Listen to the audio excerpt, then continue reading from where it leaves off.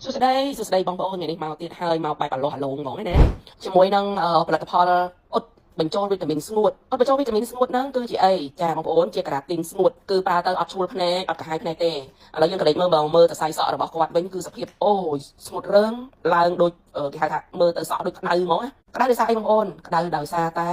គាត់លេងពណ៌ច្រើនគាត់កក់គៀបច្រើនគាត់ដើរក្រោមកម្ដៅថ្ងៃអីច្រើនអញ្ចឹងបងប្អូនទៅធ្វើឲ្យក្តៅសរសៃសក់អញ្ចឹងថ្ងៃនេះយើងមកដាក់បញ្ចូលវីតាមីនធ្វើឲ្យសរសៃសក់នឹងត្រជាក់វិញជំហានដំបូងសូមកក់ជាមួយនឹងសាប៊ូបាកោសិកាជាមួយនឹង9 Story Silicone Free Shampoo ហេតុអីបានត្រូវការកក់សាប៊ូបាកោសិកាកក់ដើម្បីឲ្យវីតាមីនដែលបញ្ចូលហ្នឹងជ្រាបចូលបានល្អបន្ទាប់ពីកក់ហើយបងប្អូនលាងសម្អាតទឹកស្អាតឲ្យបានស្អាតល្អហើយអស់ព្រមឲ្យស្ងួត 80% បន្ទាប់ពីព្រមស្ងួត 80% ហើយគឺជ្រើសរើស Wow Easy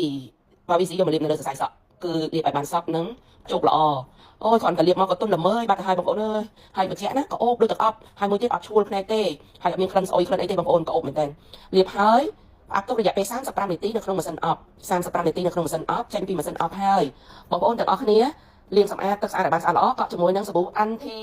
grease ឬក៏9 story សម្អាតសារជាតិប្រេងមូលហេតុអីបានត្រូវសម្អាតប្រេងវិញដោយសារតែវាគឺជាវីតាមីនអញ្ចឹងបងប្អូនណាដែលគាត់អត់ចូលចិត្តរបៀបថាសើមរសជាតិប្រេងលើសក់គាត់ណាយើងក៏ចាញ់តែបើសិនជាអ្នកដែលចូលចិត្តអីមិនបាច់កក់ក៏បានតែលើកទឹកចិត្តឲ្យបងប្អូនទាំងអស់គ្នាមើលទៅតាមដើមសក់ណាអូយបងប្អូនហើយគ្រាន់តែបញ្ចូលវីតាមីនហើយលាងតែទឹកចេញមកកក់សាប៊ូទុនបាត់ហើយហ្នឹងមិនទាន់អស់ផងហ្នឹងបងប្អូនមើលនេះឡើងអាឡោះកក់សាប៊ូនេះហើយអស់ហើយយកumbrella mask ឬក៏អប់ឆាត់ហ្នឹងស្អីគេទៅបងប្អូនអប់ឆាត់ហ្នឹងគឺជាប្រភេទថ្នាំអប់ដែលគ្របបាំងសរសៃសក់ដូចយើងមានឆាត់ការពារអញ្ចឹងណាឲ្យតែទឹកភ្លៀងត្រូវយើងត្រូវក្តៅថ្ងៃត្រូវម៉ាស៊ីនគ្លៀបត្រូវអីអត់ឆេះសក់ទេដោយសារអប់ឆាត់នេះគឺល្អមែនតើហ្មងលាយបញ្ចូលទឹកស្អាតប្រហែលជា80% ដាក់ថ្នាំហ្នឹង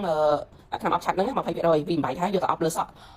អូទទួលបានឡើងទុនអាឡូងហ្មងបងប្អូនឡើងទុនខ្លាំងហ្មងណាអញ្ចឹងអប់ឆាត់នេះហើយរយៈពេលទុកត្រឹម5នាទីដល់5នាទីហើយក៏លុបទឹកលាងឲ្យស្អាតរួចហើយនាំអតិថិជនទៅផ្លុំគៀបអូយខ្ញុំឃើញសក់នេះឡើងទុនហ្មងណាឡើងត្រជាក់ភ្នែកហ្មងបងប្អូនបើខ្ញុំអាចហៅវីតាមីនថ្មីនេះបានខ្ញុំហៅថាប្រភេទធ្វើឲ្យសក់ត្រជាក់ហ្នឹងត្រជាក់មិនត្រជាក់ពីកា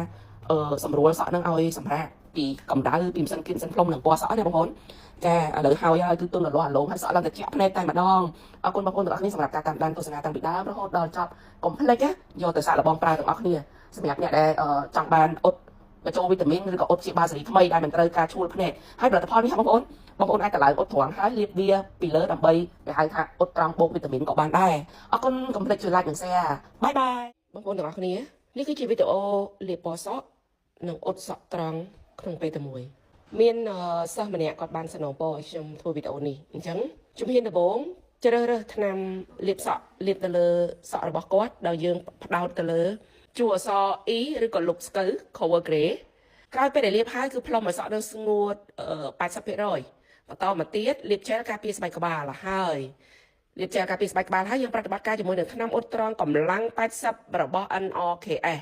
បងប្អូនដឹងហើយថ្នាំអ៊ុតត្រង់កម្លាំង80របស់ NRKS ប្រើសម្រាប់សក់ពណ៌ហ្នឹងយើងបែងចែកចេញជាសរសៃតូចសរសៃធំនិងសរសៃលួសក៏យើងប្រើជាមួយ80ដែរឲ្យតែមានពណ៌ក៏ប៉ុន្តែយើងបែងចែកការលាបបើសិនជាសរសៃឆ្មាយើងលាបឲ្យស្ដើងសរសៃធំល្មមយើងលាបយកល្មមសរសៃធំខ្លាំងយើងលាបឲ្យជោគខ្លាំងតែម្ដងហេតុដែលអ្នកគ្រូជំរាបបងប្អូនឲ្យលាបបែបនេះដោយសារថ្នាំអ៊ុតត្រង់លាយមកសម្រាប់សក់ពណ៌សម្រាប់សក់ដែលមានពណ៌ហើយអញ្ចឹងគ្រាន់តែយើងដឹងថាសក់នឹងតូចធំទៅបានហើយបន្តមកទៀតលាបហើយអស់ហើយបងប្អូនទាំងអស់គ្នាទុកឲ្យយឺ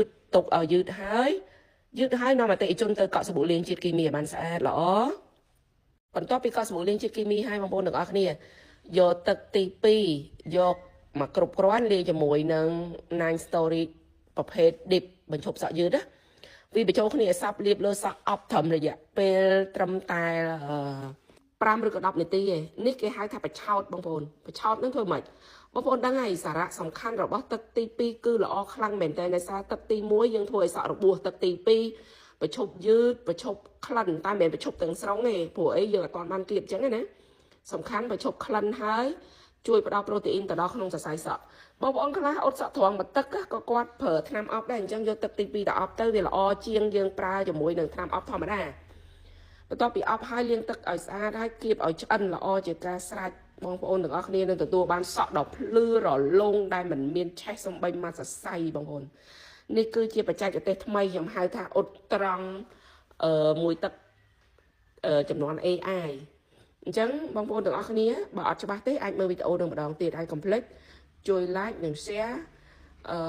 សម្រាប់វីដេអូនេះផងដើម្បីទទួលបានវីដេអូថ្មីអរគុណច្រើនបាយបាយសុខសប្បាយហេងៗទាំងអស់គ្នា